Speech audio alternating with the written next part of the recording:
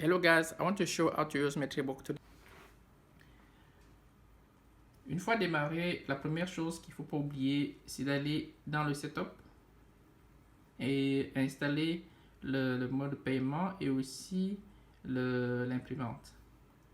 Donc quand vous installez l'imprimante, acceptez les options qu'il vous demande et il faut préciser que le champ pour le MEV au niveau du Québec, c'est le dernier en bas. C'est le seul que vous devez rentrer concernant l'imprimante la principale. Et les deux autres champs qui sont au milieu sont les imprimantes de cuisine. Donc vous avez par exemple, celui-là c'est l'imprimante de cuisine 1, l'imprimante de cuisine 2. Vous pouvez utiliser seulement une seule ou deux, mais ils vont imprimer la même chose. Le premier champ, il ne faut pas le remplir quand vous avez un MEV. Parce que le MEV utilise cette adresse IP là. Maintenant, la première chose à faire, c'est d'obtenir l'adresse IP du MEV que vous pouvez obtenir en démarrant votre MEV. Et là, on va le partir. Là, j'ai ici avec moi la console de MEV. Et aller dans la configuration du MEV. Juste bien ouvrir ça. Pas de mot de passe dans mon cas. Aller dans configuration. Et aller dans voir configuration IP et sélectionner imprimante. Donc à l'imprimante, le MEV va imprimer l'adresse IP que je vais pouvoir prendre, que je vais rentrer dans la section imprimante de MEV. Une fois que vous finissez d'entrer l'adresse IP du MEV, faites premièrement un test d'impression. Avant de continuer, faites un test d'impression. Après, vous demandez d'autoriser l'application de pouvoir imprimer sur les devices. Donc, une fois que vous avez cette option-là, vous devez accepter. Sinon, l'application ne va pas marcher. Il faut vraiment accepter. Donc, accepter, cliquez sur OK. Faites la même chose pour l'adresse IP de l'imprimante de cuisine si vous en avez un. Moi j'en ai une, donc je vais pouvoir aller la chercher.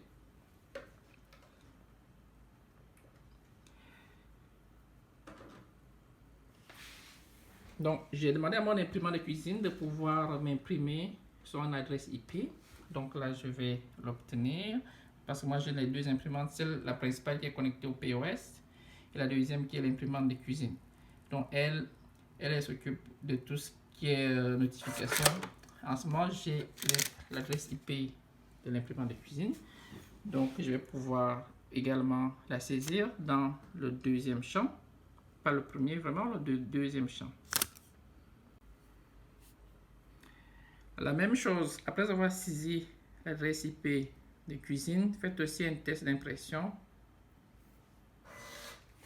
Donc, on a vu que l'imprimante a bien reçu un test d'impression.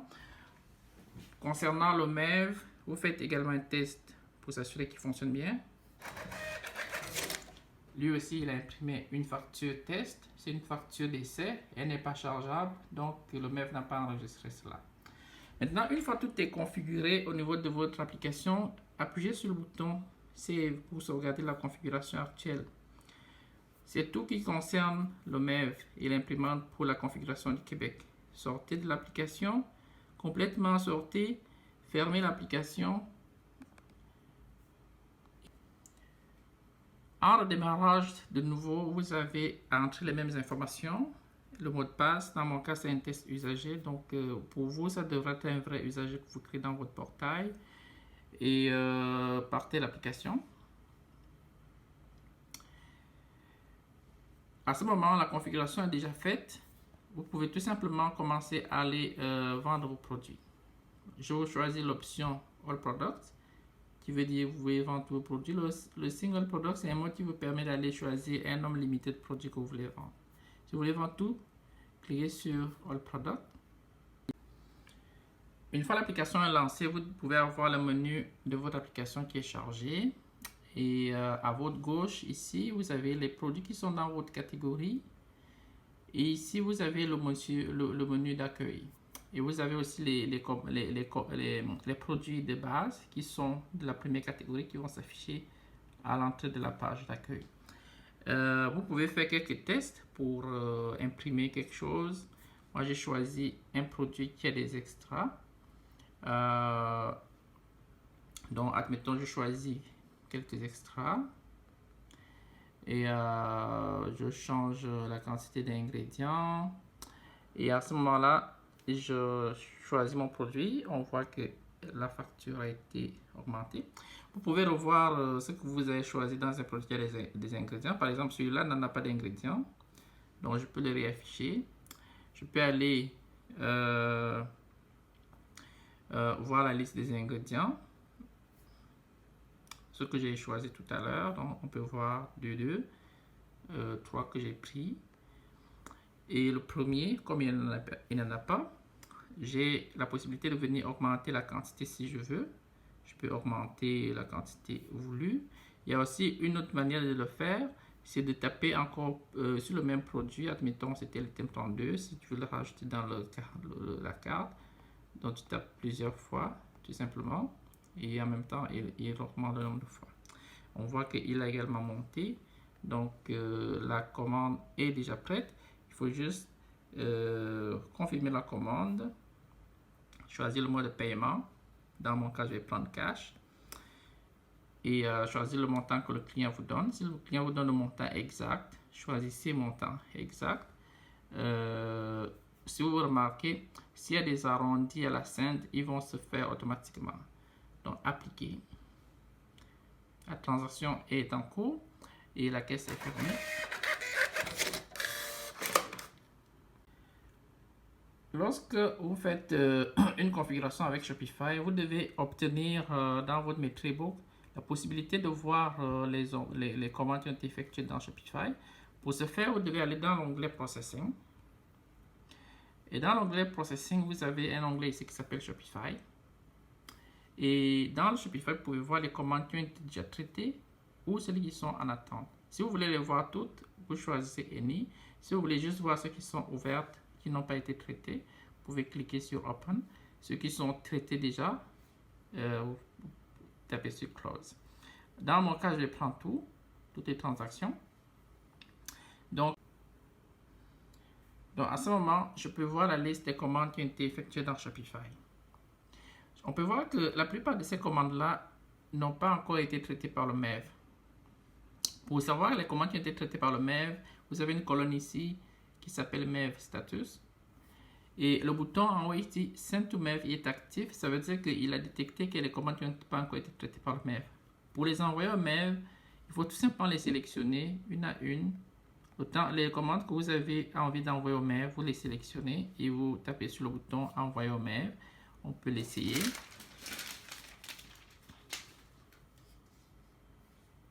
Présentement, le MEV est en train d'imprimer les commandes qui n'ont pas encore été envoyées au MEV. Donc, une à une, ça s'imprime, une à la suite de l'autre. Dans mon cas, j'ai choisi 3 ou 4 commandes. Mais faites cette opération-là vraiment quand le POS est libre et il n'y a pas de personne au comptoir. Et profitez de ce moment-là pour imprimer toutes les commandes antérieures que vous voulez envoyer au MEV. Il faut juste faire attention quand vous envoyez les transactions au MEV. Le MEV facture les transactions le jour même quand elles étaient enregistrées. Donc, si vous facturez les transactions qui ont été faites le mois passé, et il va les considérer comme étant faites aujourd'hui, le jour que vous les enregistrez. Donc, faites attention à ça. Si vous ne voulez pas qu'ils prennent en compte les anciennes transactions, ne les choisissez simplement pas. Et imprimez seulement les transactions que vous avez faites aujourd'hui. Ou bien celles que vous voulez faire pour le mois. C'est ça, exactement. Maintenant, revenons sur le menu d'accueil. Vous savez, dans le menu d'accueil, vous avez la possibilité de voir des commandes qui viennent de Shopify, qui ont été envoyées automatiquement par Shopify. Quand quelqu'un commande sur votre site internet et effectue une transaction et elle est payée, elle est complétée dans Shopify, la seule chose que vous devez faire, vous devez surveiller cette option-là. Si une commande arrive, ça va augmenter ici. Vous allez voir le zéro va monter. Et à ce moment-là, vous pouvez aller voir la liste des commandes qui n'ont pas encore été traitées par votre POS. Donc, on va créer une commande dans Shopify. On va la voir apparaître ici et on va pouvoir la traiter. La première des choses à faire pour avoir les commandes dans votre POS, vous devez installer cette application dans votre boutique Shopify. Allez dans la recherche des App Store de Shopify et cherchez cette application, la Mev Storefront. Installez cette application dans votre boutique en ligne et à partir de là, activez-la, entrez les mêmes coordonnées que vous avez entrées dans votre portail Metribook pour vous connecter et également obtenez votre Mastercode qui est également dans votre portail Metribook. Une fois que vous avez ces deux informations-là, installez l'application, enregistrez-la et terminez l'opération et en ce moment, vous allez être capable de pouvoir transférer vos commandes Shopify vers votre POS. Une fois l'application est installée correctement, vous devez avoir normalement cette information. Metribook est activée. Lorsqu'elle est activée, vous devez avoir cette page-là qui apparaît dans votre boutique Shopify. Et dans ce cas, moi, je vais faire un test. Je vais aller créer une commande. Les commandes que nous avons vues dans le MEV, dans l'application tout à l'heure, elles viennent de votre boutique Shopify en ligne. Donc, on peut voir les commandes qui s'affichaient tout à l'heure. Et on va créer une commande complètement à la main. Et on va voir comment Metribook la traite. Donc, juste cliquer sur Créer. Et à ce moment-là, je peux vous permettre de créer une commande manuellement. Donc, choisissez un produit. Moi, je viens choisir des produits de test. Par exemple, ici, moi, j'ai un produit qui s'appelle Test Produit. Qui coûte ici, il coûte 2 $. Et je l'ajoute à ma commande. Shopify calcule les taxes pour moi. Donc, si vous regardez bien, les taxes, c'est TPS à 5% qui me donne 10 sous. Et la TVQ me donne 20 sous. Donc, ça fait 2,30 $. Vous pouvez confirmer comme complété. Si je confirme comme complété, le POS va savoir que j'ai fini cette commande-là. Elle était payée. Tant qu'elle n'est pas payée, elle n'est pas reçue dans le POS. Donc, dans ce cas, moi, j'accepte que je dis qu'elle était payée. La commande a été confirmée et on revient rapidement sur le POS. Le POS va prendre cette information-là et il devra normalement, au bout de moins d'une minute environ, pour obtenir la mise à jour de Shopify. Et également, si vous avez une imprimante de cuisine, l'imprimante de cuisine va également recevoir cette commande-là et votre cuisinier va pouvoir l'imprimer. Vous voyez, la commande a été détectée par le mail, par le POS. Et si on regarde là-dedans, dans la liste des commandes non traitées, on peut voir la commande, elle est bien là. Donc, le montant qui a été chargé, c'était 2,30 $. Et on peut la prendre pour la traiter tout de suite. On peut l'envoyer au MEV, mais vous pouvez la traiter vraiment entièrement en cliquant sur Display. Et à ce moment-là, vous pouvez la compléter complètement. Donc, vous choisissez Fulfill and Print. Si vous voulez juste l'imprimer, vous pouvez cliquer sur Duplicata. À ce moment-là, vous allez pouvoir imprimer une copie de cette commande-là. Et c'est une commande de Shopify. Et à ce moment-là, moi, je vais pouvoir l'imprimer et la terminer. Quand vous faites Fulfill and Print, la commande est fermée et le MEV, il va écrire l'instruction paiement reçu. Quand c'est reçu, ça veut dire que le MEV l'a enregistré.